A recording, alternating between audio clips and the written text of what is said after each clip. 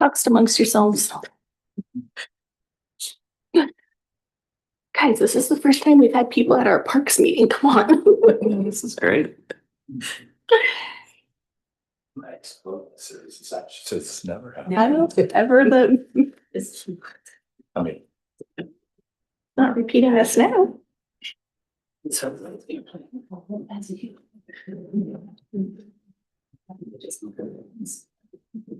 All right, are we ready to go? Yes, I think we are.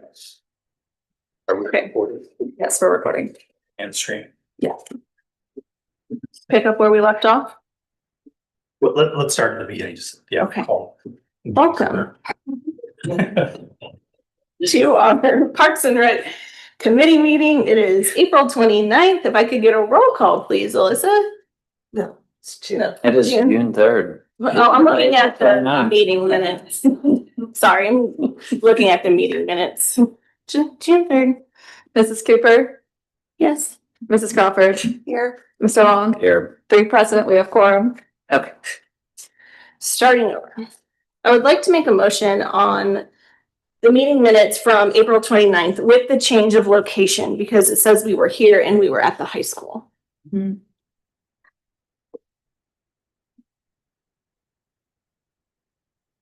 Do I have a second? I'll second. Okay, roll call, please.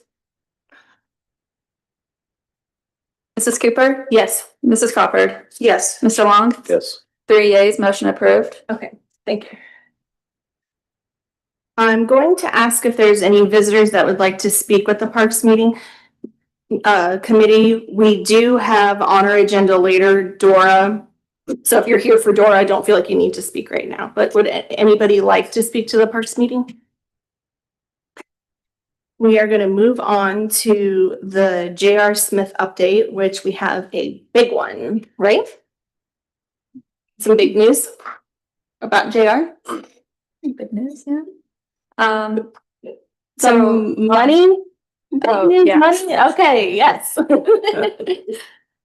starting on package page 3, I just included the renderings with the color scheme that we're going with. I believe it was Timber Trail or Forest or something, but it's all those natural tones that we had wanted. And then on package page 5, so yes, we received $375,000 from the state capital budget.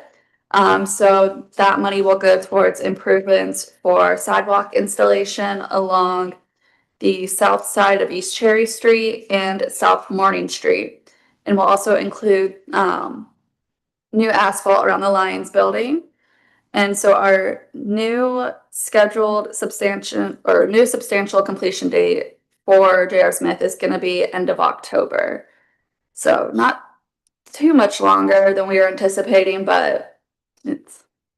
So this is money outside of the bond money that we've already Yes. taken care of. So Yeah. this is new money is coming in that we cannot use on anything that was already in the bond. So this is new stuff.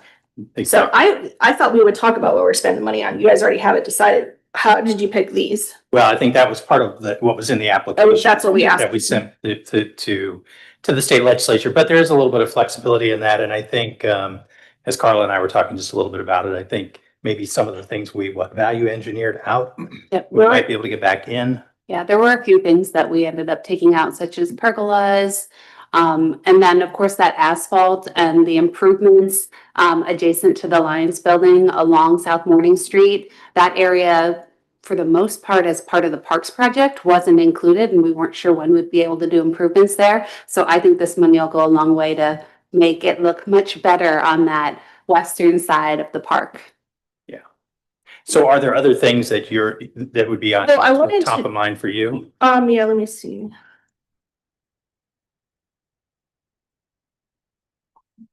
And maybe I don't remember because we've been working on this for so long. I was thinking specifically about security cameras and lighting. Mhm. That was, and then shade trees.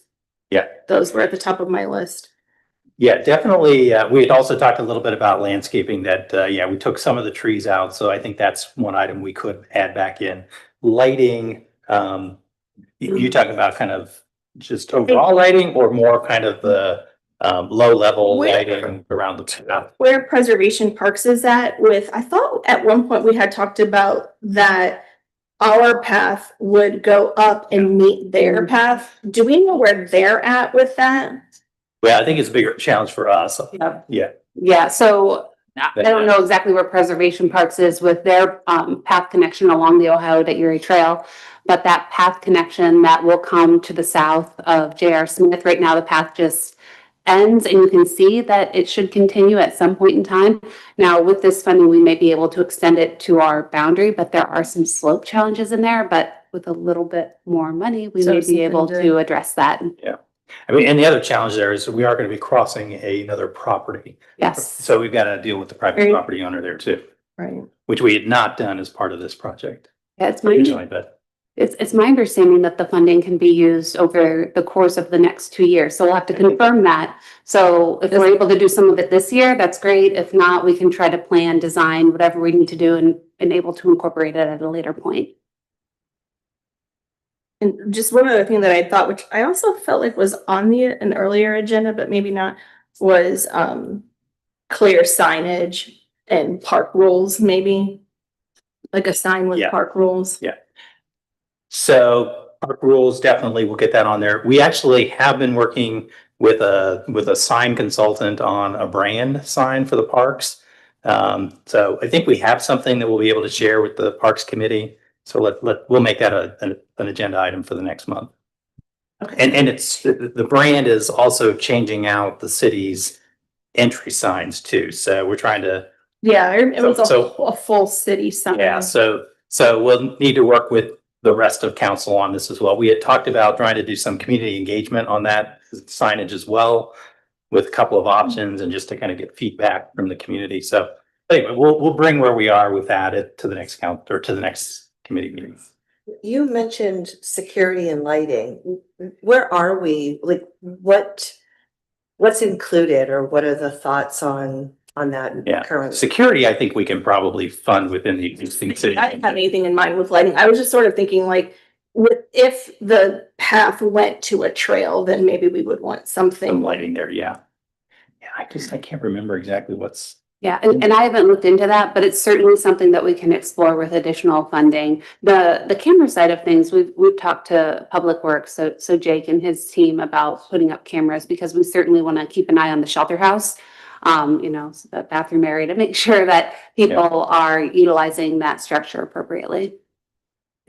I know that's been a challenge with nothing there, so when we invest $4 million, we want to keep that. Okay, That's great feedback. Thank you. and then just Alyssa, I thought, didn't we have a sign that we were gonna talk about for the reservoir on the agenda that you had sent me previously? Oh. Yes. That When is. did that get?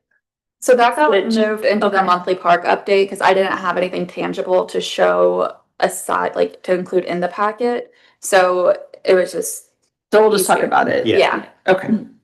Okay. Sounds good. Okay. Mark, anything on J.R. Smith? I don't know if you guys have been over there, but it's all, there's pictures in your packet, but it's all dirt, is like earth is moving, it is happening, it is exciting over there. Have you been by it? Yeah, Every day. yeah.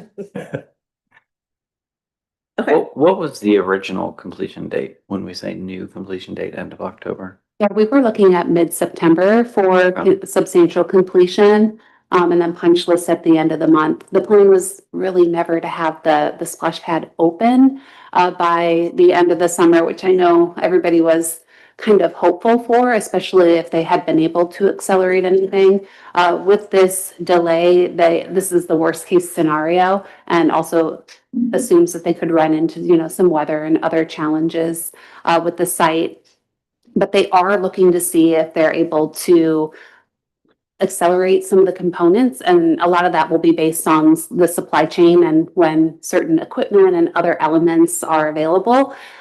So that end of October is really the worst case. We're hopeful that maybe it slides up, and we'll keep you guys updated in here and in council meetings as we get more information.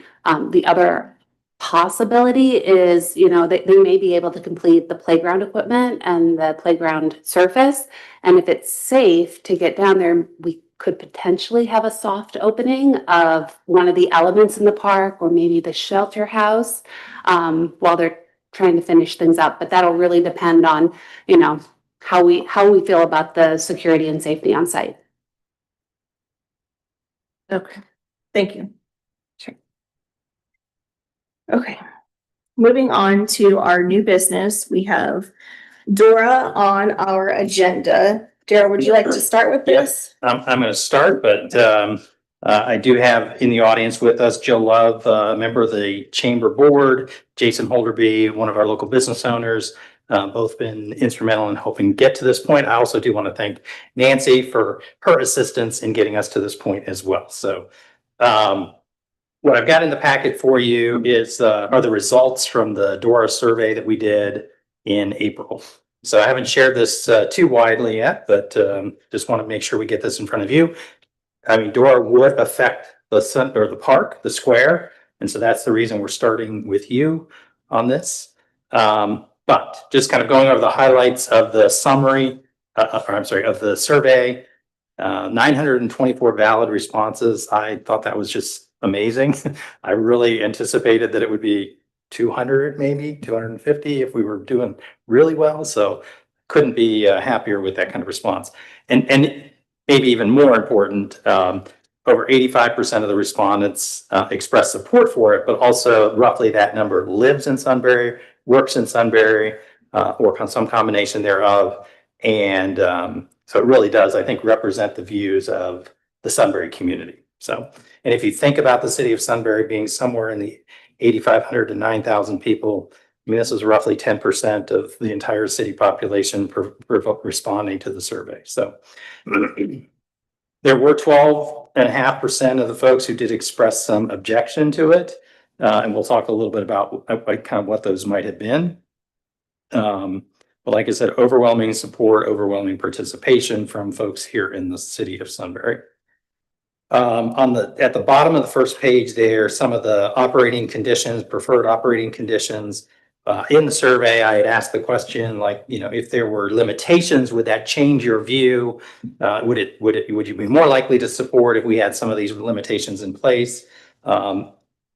Interesting, again, over 75% of the folks said that minimal restrictions beyond kind of the basic operation of a Dora would be necessary. So the basic operations of a Dora essentially are, businesses working closely with, businesses engaged with their customers. Just there's a sort of a regulatory role there in terms of limitations that they can do in terms of serving customers, but also that customers have to take their drink out of the establishment in a special cup in a designated area. So those types of restrictions are what I consider sort of the basic restrictions associated with the Dora.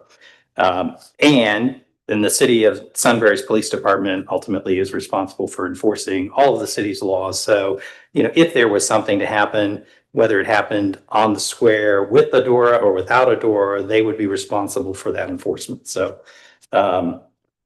we did ask the question of how protective of the family-oriented events should that be, and how would that might impact your response to this? Less than 10% said they felt it was important to protect the family-oriented nature of what happens on the square. But having said that, when I talk about the draft application, I do think that a lot of the provisions that are in that protect the family oriented events that are occurring on the square right now. On the next page, major themes from the open-ended question. I should have probably said this early on. I mean, it's really about creating an experience for people who are down on the square, and sort of just a different kind of experience in terms of their shopping or their time spent here in Sunbury. But it also is important in terms of helping increase the vibrancy of the square. It has an economic development benefit in terms of the ability for our business owners to get more customers and to attract more customers to their location. The concerns that were raised, there's some concern about public intoxication and safety. As I said earlier, you can't be. Dora is not about, a drinking fest. It is really about, again, an experience, a responsible drinking experience on the square. Public intoxication is public intoxication, no matter where it is. Police will enforce that and should enforce that. There is some talking about traffic and impaired driving. Again, those are law enforcement issues that should be taken care of by law enforcement. That some people think that perhaps the Dora enhances the possibility of that. Other communities have not had that experience. We did reach out to, I want to say it was Hilliard, Worthington, and Westerville. Our police departments reached out to them, I think, and Plain City as well, just to see what kind of experience they were having. And again, they did not indicate that they saw an uptick in unlawful activity. We did also ask the question of, is it too early for a Dora on the square? Should we, wait until we have more retail and restaurant opportunities? But again, for the most part, people said no. They really think that we're ready to have a Dora in place now. And actually, I think Jill had given some data about the large number of communities around the state of Ohio that already have a Dora. So we're certainly not breaking new ground with a Dora here. So, So before I jump into the application and some of the limitations there, Jill, why don't you come on up, if you will, and just kind of share from the chamber's perspective, the position you're taking. Is that on? Yeah, I don't know if it's on or not. I think I got it. Yeah, thank you. Hi, everyone. Jill Love. I am here on behalf of the chamber. I am the current board president. And so this was brought to us some time back and under Nancy's watch, and we wanted to start getting this rolling. And there is a process to it. I happened to be part of that process when I was former mayor of Galena. And so believe it or not, Galena has a Dora. And I understand also that Centerburg is getting a Dora. So there are currently 167 Doras in Ohio currently. So it is not something that would be unusual for us to do. And there has been a lot of work. Obviously, you just saw the survey. And I think when Dylan, we met, it was surprising to see that many people responded to the survey. And I think really, really exciting. So with that, several of the things that I kind of looked up here is that I wanted to know a little bit more intricacy. So when we did it in Galena, I talked to Westerville, and one of the things that they said, because that was one of our big issues, is, is there going to be an increased alcoholism issue and all of the things that were obviously mentioned. And they said, actually, it's less because they do more of a sip and stroll than sitting at a bar and drinking for long periods of time. So people are actually less intoxicated. So there's a couple things just so everybody does understand that how it works. So I just want to kind of touch on that in case you're new to this. You have to buy a drink from the participating bar or restaurant under Dora. So you can't just bring in a beer, walk around town, okay, or have your wine in a bag. That's not how this works. So they must be an official Dora cup. You can walk around, shop, and socialize with your drink, but only inside the marked areas. So those areas will be decided upon you all in the council of what that looks like for some and when we did that in Galena, we have very specific boundaries, and they are marked with Dora signals, if you will. We call them a signal, a sticker, whatever you want to call it, to letting people know what those boundaries are. So many retail shops do allow entry with drinks, but there is a sign that goes on those businesses, and they have the option, to bow out of that as if they don't care to have beverage in their business. So a lot of them will have a sticker on the door that says Dora friendly or come on in, we're Dora.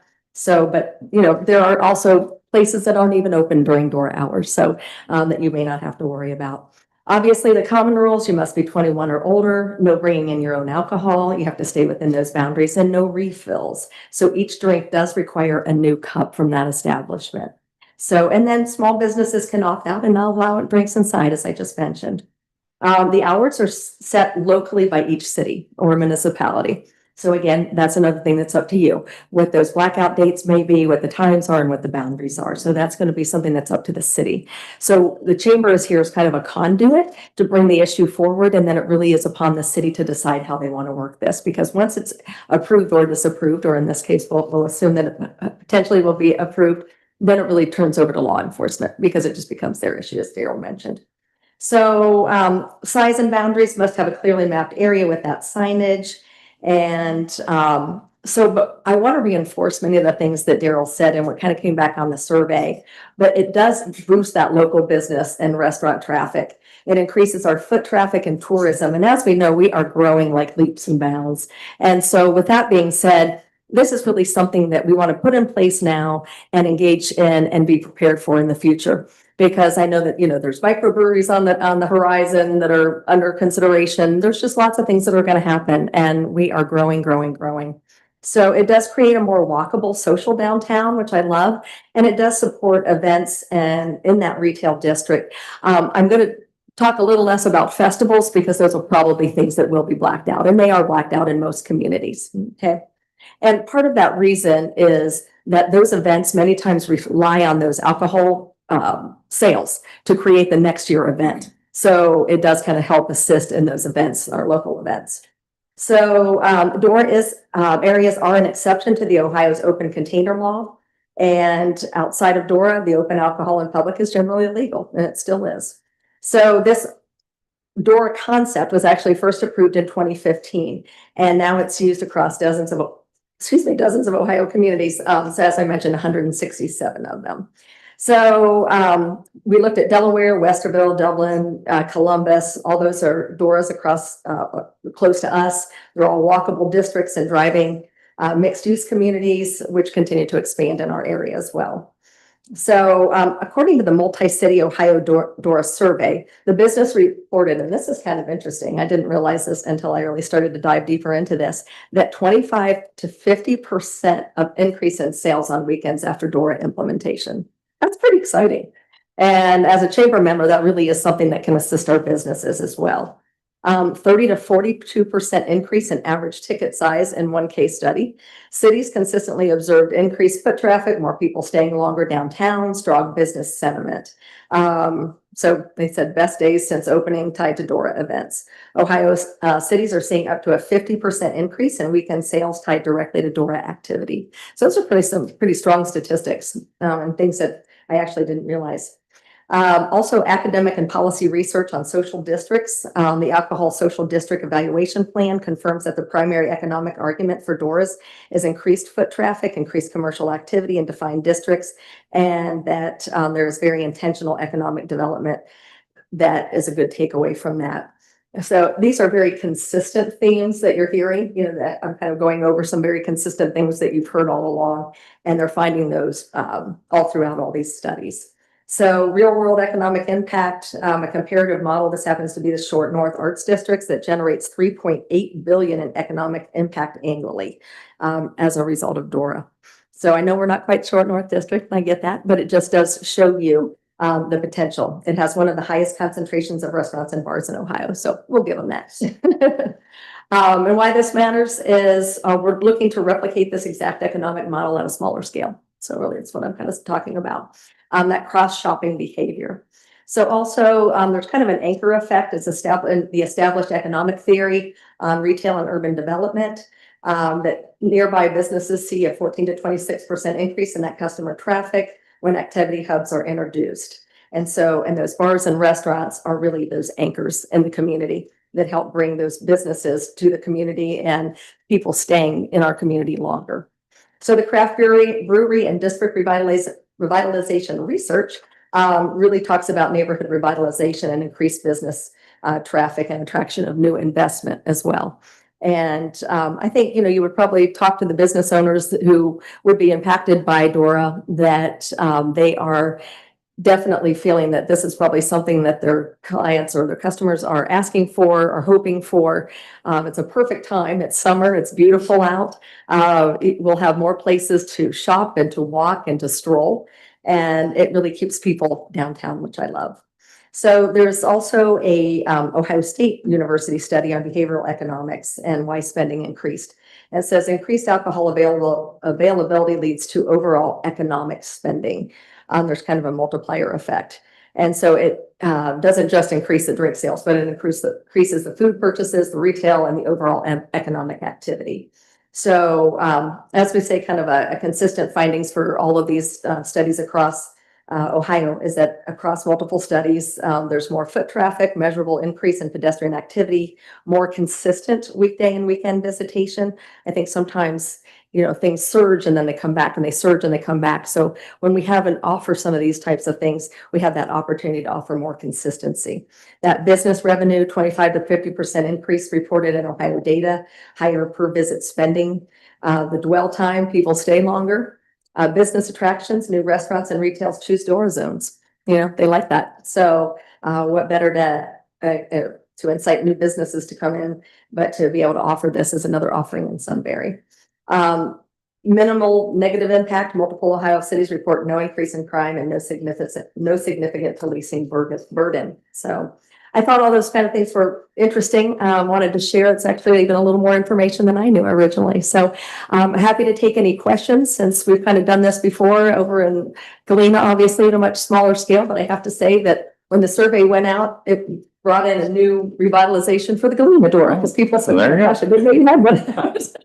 And so, and we were just in time for summer. So I think they appreciate that. So yeah. Oh, that's great. Well, thank you for that. So let me just a couple more things and then, so Jill, maybe have a seat and then Okay. we'll invite you back up here in just a second.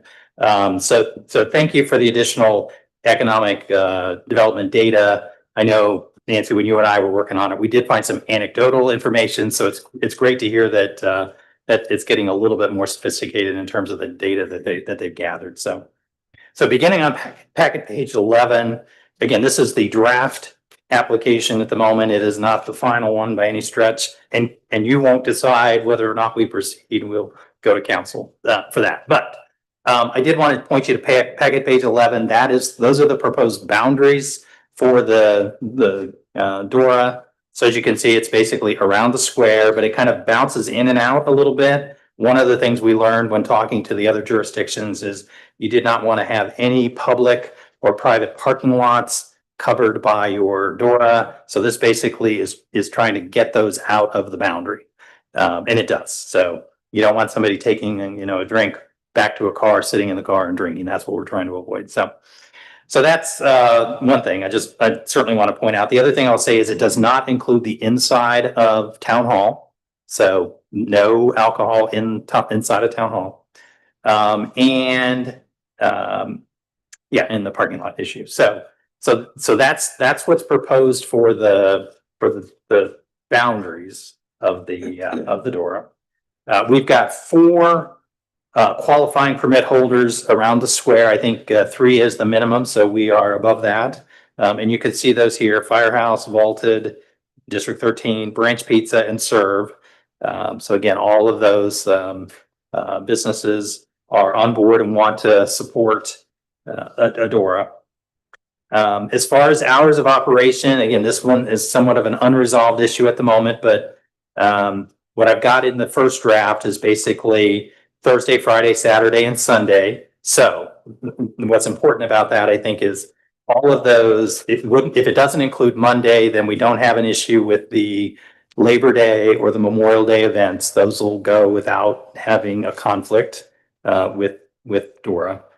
I do also indicate down here that a blackout date, we would do blackouts for Independence Day, whatever day that is, because that's a family event, happening on the square.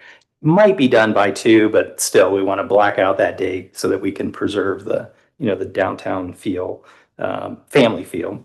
Also black out Sunbury Sizzle and Sounds, and that would be kind of, they go through their process, they get the temporary permit, what have you. So anyway, I want you to think a little bit about the timing on this. I know the business community would probably like these to be more than what I've got in this initial draft, but I also know this kind of hits the key dates, and it seems to align with the notion that, again, maybe the greatest economic impact is really happening on the weekends anyway. So something to keep in mind. And then in terms of operation, it's important to know that the police chief or the fire chief at any time, if there is an issue that they think affects public health and safety, they can immediately suspend DORA temporarily. Otherwise, council has to do that.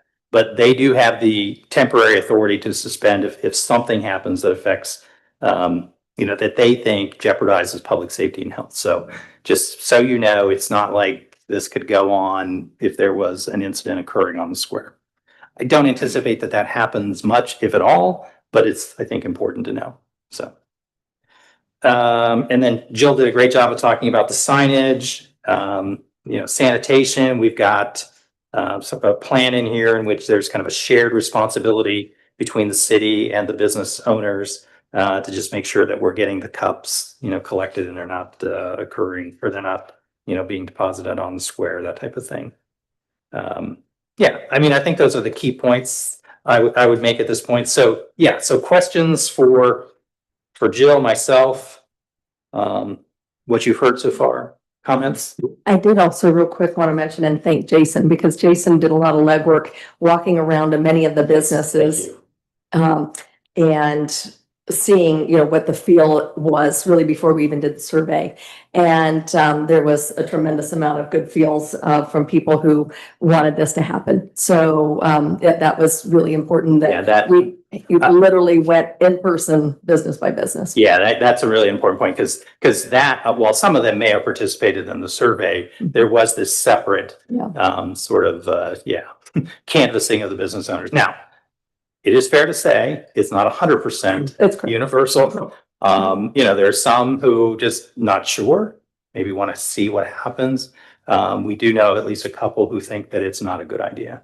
But that, to me, that was part of the reason to go out to the community and see how they felt about their square being used for this purpose. So, like I said, I think the feedback we got suggests that there's broad level support for it.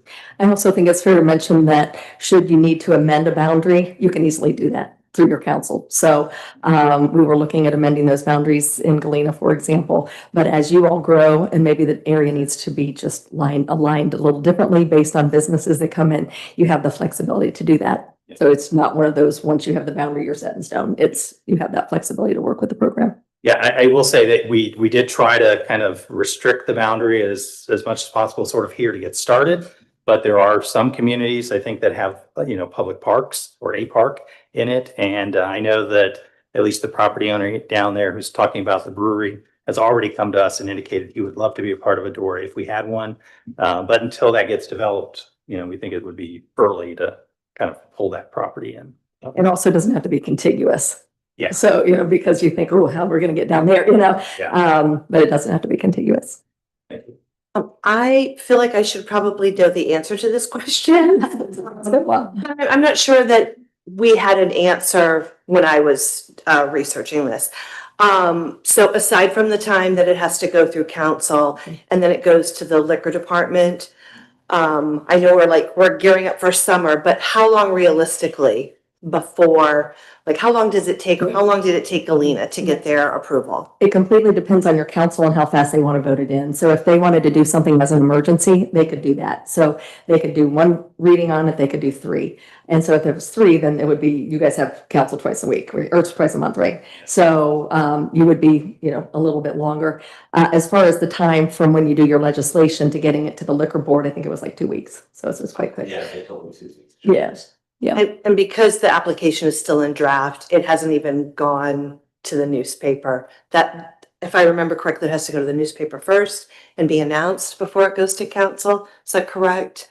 Try to remember the time. Yeah. We should know it all. I'll check on that. I think that has to do with public notice and a public hearing. I was going to So, say, that would fall under that. Yeah, the city's charter, I think, indicates we generally don't have to go to a newspaper, but we do have to post publicly on our website and post at the municipal building. But still, your point is valid in that there's a notice process that would be involved before council could consider it. So yeah, it's not ready to introduce quite yet. So yeah, we're still, a couple of months away from anything being formal, I think. And so maybe we don't capture the full summer, but And it's, back to your point too, this is kind of where people ask about, like, everything's read as an emergency, or emergency is always in the language for the most part. And that you can either suspend the rules and then it takes effect immediately, or you just read it on a third reading or as an emergency and then it's 30 days. I am wondering, because as we take this to council, I am going to anticipate what these empty seats might be thinking. Mhm. And I am wondering myself, so I'm thinking they might be wondering, and you two might be wondering this too. Is there, what I'd like to see is some sort of review period. What I mean by that is, like, after so much time, so then Yeah. someone from the chamber maybe goes back around to the businesses and just does like a double check of, like, how's it going? Is everything still good? Or we, the business owners, the residents, law enforcement, just a touch base. I don't know, 6 months, maybe a year, something like that. Just so that we're not putting Dora out there and then just, we're not checking back in with it. I'd like to see that.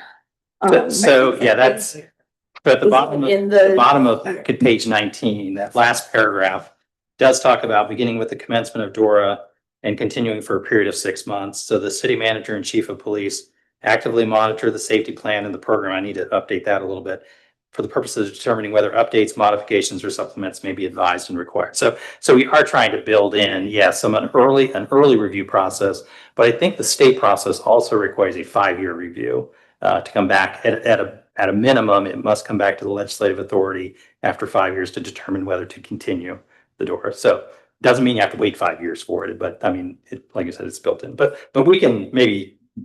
No, that's Improve upon exactly what this I'm a little asking bit. for, so Yeah. thank you. Looking at my notes. Yeah. I'm curious, how late does Galena's door go? I don't think anything's open past 9 or 10, so probably not much past that. So I want to be clear because we've talked about it a couple times. So, and it might not be relevant depending on how long might not be relevant for this year, depending on how long this takes. But I don't see that you are requesting to black out the dates of the movies on the square, Oh, thank you. which, assuming we had a DORA today. Yeah. There would be 2 in the city over the summer. So I'm not particularly concerned about it. I just wanted to make sure we talked about it because you said family friendly a couple times, and I thought you said there was something sort of built into this. So I just wanted to touch on the movies on the square. Yeah, no, that's a great example because, yeah, like I said, I was trying to point out where I think the hours of operation would allow us to, or the blackout dates would allow us to, operate this in a way that's family friendly. But movies on the square is the one exception. Right now, there's no proposed blackout date for that night. I feel like I was asking people that question and whether or not they felt that was important. And I didn't get an impression that they felt it was. Now, again, maybe I should have been more explicit about asking that question. You're right. We would end up with, at most, it would have been 2 this year because one of the movies on the square is going to be over in Galena. That's the one on the 4th of July. So for us, it may be the August movies on the square. But the Yeah, movie's something to probably not starting until 9 o'clock or Yeah, after. right, exactly. So And the other thing I think trying to be here though is consistent with the hours and days so that the police department Mhm. doesn't have to guess or like, is this one of those days in which it's not on? Yeah, that just trying to create consistency there. So, yeah. To that point, I'm curious if, I know we met with chief and deputy chief. Has there been a follow-up since? Because I know they had some issues about some of the other events on the square and they're not. Yeah, no, again, they've reported back that their conversations with other police departments, again, does not raise red flags for them. But that's where I feel like I do need to kind of vet this back through the police department now that we've gotten some public feedback and what the public concerns might be. So I do want to have another follow-up conversation with them about that. And I also feel like I personally need to have a conversation with the fire chief. I've not spoken to the fire chief, although I know there are references to the role of the fire chief here And I know there was some at least early due diligence done on that, so. So yeah, I'll commit to doing that before getting it back or before bringing it any farther. So it sounds like the next step from the city's perspective is you talking to the chiefs before we bring this to council, and then when we're ready, it will go to the council. I will bring it up tonight in our committee report to get them thinking. Alyssa, I don't know if you have, but can you, if you haven't, can you put the permit in their OneDrive for council so that they can view it? The council folder? Yeah, We can do that. please, and then I can reference that and they can go back and look at it. Yeah, and actually, one thing that Alyssa just said to me, I should have had Christmas on the Square on here. I did not. So As a let's add Christmas on the blackout. Square. As a blackout day. Yeah, I think we Yeah. assumed that, but we should Yeah. ask that in writing. Didn't want to ask. Yeah, we should probably do it. We were thinking the warm weathered Yes. holidays. We're not thinking snow. Christmas. So this has been something that we've been talking about as a city for a long time. So I'm curious to get your perspective, Mr. Long, because you're a new member to council, new to the Parks Committee, might not have been in the circles that have been discussing DORA for the last couple of years. So just wanted to get your initial thoughts. You don't have to commit to anything, but any. So my initial thoughts from what I see, I'm supportive of this direction. I think to your point of the police knowing what days and what times, I have the same concern for the vendors or the people participating as well. So I'm assuming that there's some process, like the vendors themselves are communicating that to the people purchasing, that they know that they can't be doing this after 9, or this is not the right day. Or if there is a vendor that is, or if there's a problem that is consistently coming up and it's all stemming back to a vendor, is that vendor no longer, do they get their license restricted? It's a kind of that governance. Yeah, I was going to say that. The other thing is, yes. So yes, there definitely needs to be some education of the establishments that would be serving the alcohol. But they've got to have their own cups. They've got to have posted signage. I mean, all of that will be part of the educational process. But to your point, there are, and Jason, you're going to know better than I about this, but the license holder has the most to lose if they violate these provisions, Right. because they do not want to lose that liquor license over serving somebody, in a manner that's inconsistent with the laws and what's been permitted. And as we've talked to the business owners, I think that has become increasingly clear to us that there is a lot of responsibility for them to do it right, and a lot of risk if they don't do it right. I was just wondering, want any of them to speak? Because I know Carol is here and Jason's here. Yeah, So, if you want. either of you want to speak to that at all? Would you mind coming up to the microphone? Jody's fine.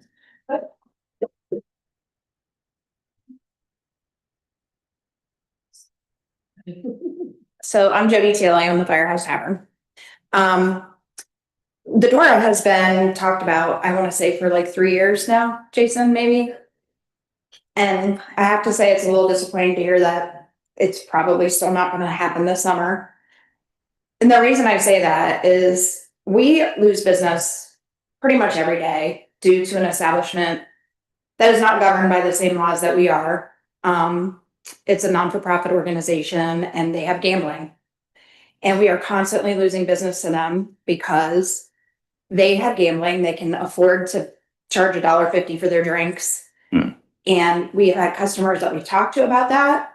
And we've said, well, if we had like a DORA or something like that, and the DORA didn't extend down there, would you guys, come to the Square a little more often? And we get the answer every time, yes. So it's just a little frustrating to hear that it might go a whole summer again without us having it, because we've really been looking forward to that. You brought to point, Daryl, that the liquor license, we would never, we have so many strict laws and rules that we have to abide by. And if we lose our liquor license, we lose our business, especially the tavern. I know Serve and District would be hurt by that, but the tavern, we would really we lose our business. So we take it very seriously. I don't know if you see us out there during Sizzle, but we have security that day. We check IDs, even if they have a band, like a wristband from the Sizzle Garden or whatever. We still card them and we still give them a different color band because that's how serious we take it. So I don't know about the other businesses. I can't speak for them, but I know that we would take it very seriously. And we do ask that if there's anything you can do to speed it up, it would be very helpful to us because the other business is killing us. So that's great feedback. Thank you. Mhm. Yeah. Thanks. Jason, anything? Just, Jason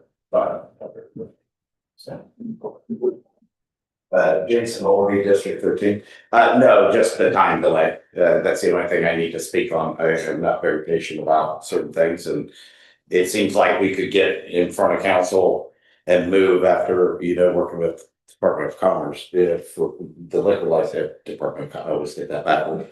But after speaking to them, there's no big background things that need to happen for the liquor licensing and things of that nature. And they're telling me the approval can happen quickly. So it's all on our side right now. So that's it. Yeah. And oh, sorry, go ahead. I wouldn't mind learning more about what is preventing it from going to council. Yeah, I would just say, I just want to make sure that, again, again, to be fair, not every business on the square supports Dora. But that's okay too. As I've said to those business owners, obviously they benefit from their presence on the square. They also pay for, this proximity as well. But the square is more than just an asset for the businesses on the square. It is a community asset. And that was the reason I wanted to go out and canvass the public more broadly, so that council could be more comfortable understanding that while there may be some concerns, that again, the general consensus is support for that. So what has delayed it is just making sure that we've got consensus on what we're doing in terms of moving That forward. makes sense. Do we have any other continued delays after now? Do we feel like we have all that? Like I said, I need to probably just scrub the application a little bit more, but the plan was to at least try to get it back to council on June 17th to begin the reading process. And as far as the emergency language, I'm probably not supportive of putting emergency language in there for a multitude of reasons, but I am supportive of trying to move forward with it. This is one of those situations that I think, like, the community has spoken, and there's never going to be an initiative that you bring forward Yes. that everybody is going to be in full agreement. And this is one of those that I think is when you get 900 people at a survey, and you get the response that we got by walking around, some of the business that weren't necessarily in favor were not open, during these times. So they were just kind of, we don't really care. And then, you're always going to have patrons of these businesses who, smoke outside somebody else's business or are holding a drink outside of somebody else's business next door or something. It's just a proximity thing. It's just trying to be a courteous patron, and I know the businesses try hard to say, hey, come over to our area. They create spaces for that and all types of things. So, from the chamber perspective, because it has been so positive and what we're hearing, not just on the survey or just on paper, but what we hear overall, the community very much supports this. Yep. So, anybody else? Good. No, thank you. Thank you, Jody. From everything that I've heard from you guys and everything in the packet, I support you too, with the caveat that our chiefs come back and support it as well. Okay, great. Thank you. Thank you. Moving on to our monthly park update, Melissa. Oh, wait, I had one more question. Sorry. What about, do we need specific trash receptacles for Dora, or we just use the regular trash cans that are? So it talks about using the ones that we have, but for those that sell alcohol, what we talked about in here is that they would provide an additional receptacle that, you know, anyone who's got a drink, a door or drink could use, you know, if they passed the establishment, that they would monitor themselves. So as a way to try to. So an extra trash can There would in be front of. extras, but again, Okay. they're on private property. Okay, But we would be responsible for, again, any that are in the square, you know, in the public trash cans. That'll be our team that takes care of it. I meant to ask that, sorry. Okay, now the monthly park stuff. So for Evening Street Park, Jake and I met with someone from City North Church to discuss their service day. One of the activities that we decided on was painting the Fallen Heroes Memorial Bridge, so that bridge right by the Fallen Heroes Memorial. And then also painting the bridge that the Eagle Scout Brooke that she built at Freedom Park. And then also cleaning up the cemetery, so that's listed later.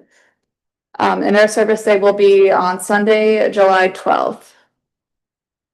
Dale, do you know how many service days that church has done in the city? They've done a few. I feel like they've done one for at least the last 3 years, Yeah, maybe 4. yeah, very Yeah. cool. And they've only been here for 3 or. Yeah, I agree. It, Yeah. they- almost from the get-go, they've done a service. Yeah, very cool. For General Rosecrans, we did not get the grant for the T-Mobile Hometown Grant. So we'll continue. Was that the pot, that was the The pocket park? pockets, yeah. There was apparently a record high number of applicants, and this was a nationwide grant, so we'll still continue monitoring for grants and finding a way to implement this project in the future. Aaron Noblet has been removing invasive species from GRE for many years, and the past 2 years, he's been removing the invasive species from the detention basins behind the baseball diamond. So he's currently working up a proposal for Jake to start removing more of the invasive species in that detention basin. There's a lot popping up in this during the springtime. This park has been manageable, but has a lot of invasive species that pop up every year. He also mentioned having an annual invasive species removal day, especially once we get Legacy Woods, once that is transferred over to the city. He's already been monitoring that area, keeping an eye on where the invasive species are. So that way, having a service day for it, that'll help us target a larger area and help us keep the invasive species manageable. And so that way we can keep up on maintenance of the park. That would also be a really good event for our Tree City USA and NPDES reporting.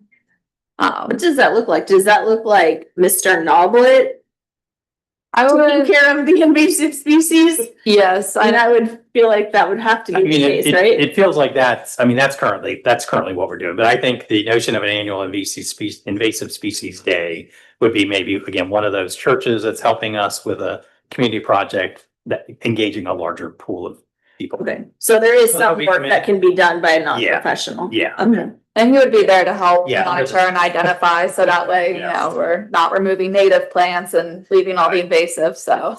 Yes. Sorry, Mr. Noblet.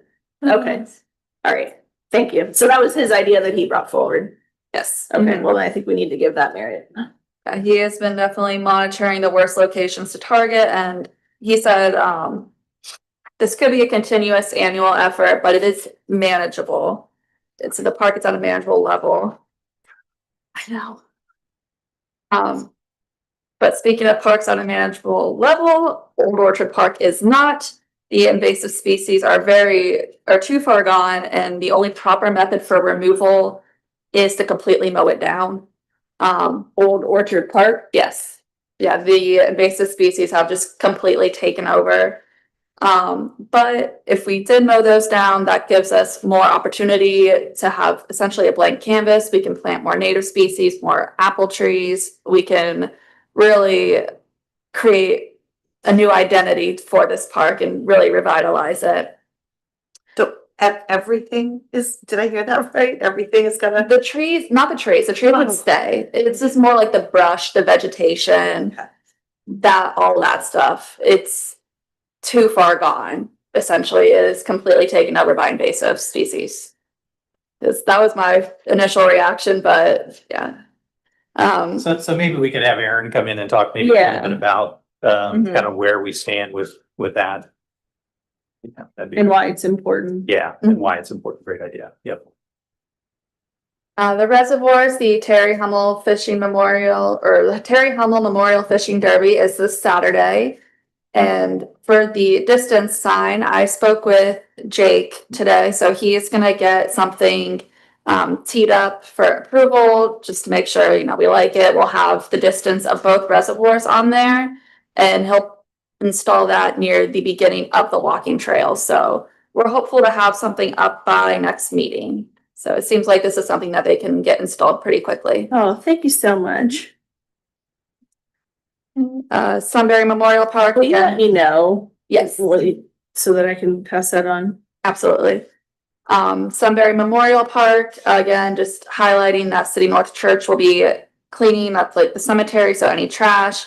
They'll also be wiping off headstones, just with water, no chemicals, not going in the old section. Just kind of helping out there. Town Square, we had the Memorial Day Market and the commemoration event. They were a success. They had beautiful weather, steady flow of people all day. So it turned out to be a really great event.